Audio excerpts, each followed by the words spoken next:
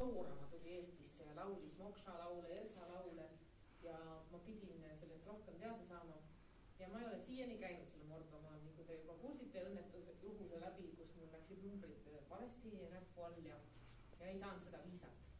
Ja ma olin kuulnud Mordva reisidest ja ma olin kuulnud, et seal Kesk-Venemaal, Volga ääres ja igal pool, et seal on, et kuidas see loodus seal on ja niimoodi ja ma olin kuulnud, et siis kui on kevad, sa ei saa minna ühest külast teise, sest et seal teed on mudased. Ja kui sa elad Eestis, siis sa ei kujuta ette, mis see tähendab. Tegelikult ei kujuta.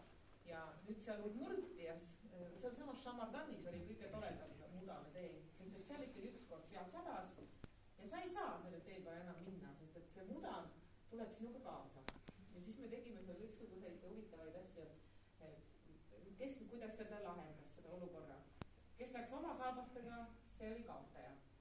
Siis mõned, näiteks Karoliina ja Janika, mäletan, hoidnud talle kilekotid saabast ümber ja võtsid hästi palju muda nende kilekottidega kaasa. Ja seal on ka iga nagu talu või majapidamise juures on selline vann veega, umbes näeb välja nagu loomade joogi selline küna, väga väiksem.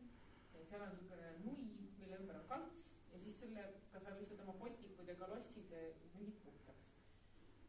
Aga sa kord, kui sa sealt mudaselt tänavalt tuleb, sest muidu ei ole võimalik majja sisse tulla, sul on lihtsalt kogu see muda niimoodi siin kaasas. Just. Ja Udmurtias ma olin tegelikult ka varem käinud sügisel ja ma mäletan seda sama lugu. Mäletan seda, et üks tädi oli rääkivate kalossidega ja neonvärviliste sukkadega oli seal muda kõitis, sest et me olime tulnud välismaalt külla ja ta tahtis oma kõige paremaid riidid näidata. Ja seal samas tee peal kõnnivad ju lehmad ja songivad selle niimoodi veel mõnusaks sitkeks selle muda. Me käisime tookord seal Udmurtias siis paljajalu ja kuidagi paljaste jalgade külge kleepus see muda natukene vähem.